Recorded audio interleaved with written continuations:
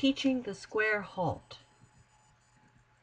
The horse's athletic ability is the result of good genetics and training interaction. Eric Berry, 2002.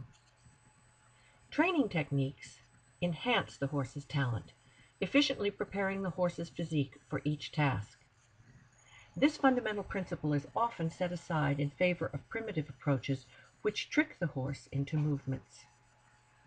A perfectly square halt, for instance, is the natural outcome of balance control, symmetry between right and left side of the back muscles, neck carriage, and overall tone of the horse's muscular system.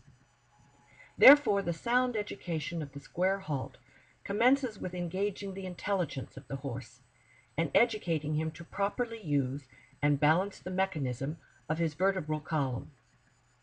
By contrast, primitive equitation achieves the square halt by placing the legs with a whip or other system. No matter if the performance is as simple as a halt or as complex as a piaffe, stimulating the legs with a whip leads to pantomimes that the horse executes without adequate physical coordination or mental understanding. The outcome is a performance below the horse's potential and a predisposition to injuries. Primitive training techniques may trick a horse with a twisted spine into a perfect square limbs position during the halt.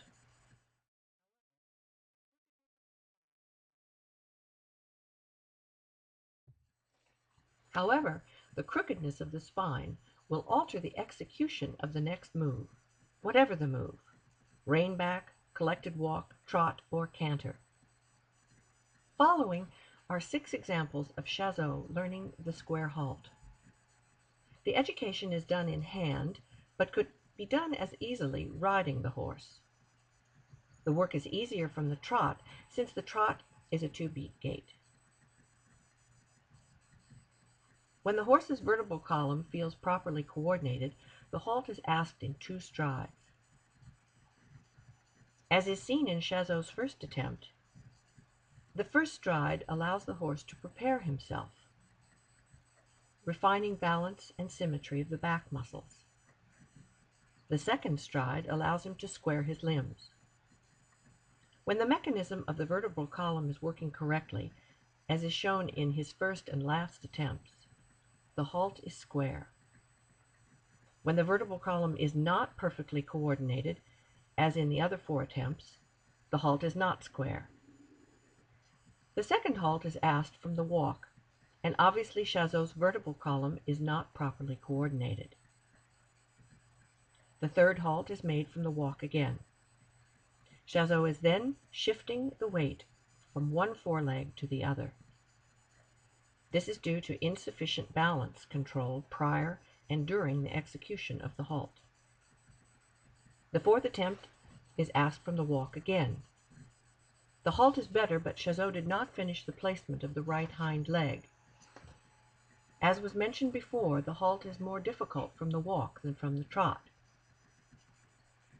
The 5th attempt at the halt is therefore asked from the trot. Chazot almost exceeds, but the balance control is not perfect, and Chazot needs to move one hind limb to secure his balance.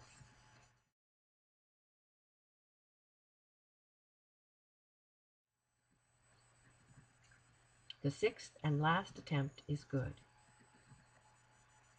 No one learns to make right decisions without being free to make wrong ones. Kenneth Sollitt. Therefore, a horse will not achieve productive mental processing under the constraint of submission. By contrast, the horse will gladly engage his brain into the work if the training technique is stimulating the horse's mental processing.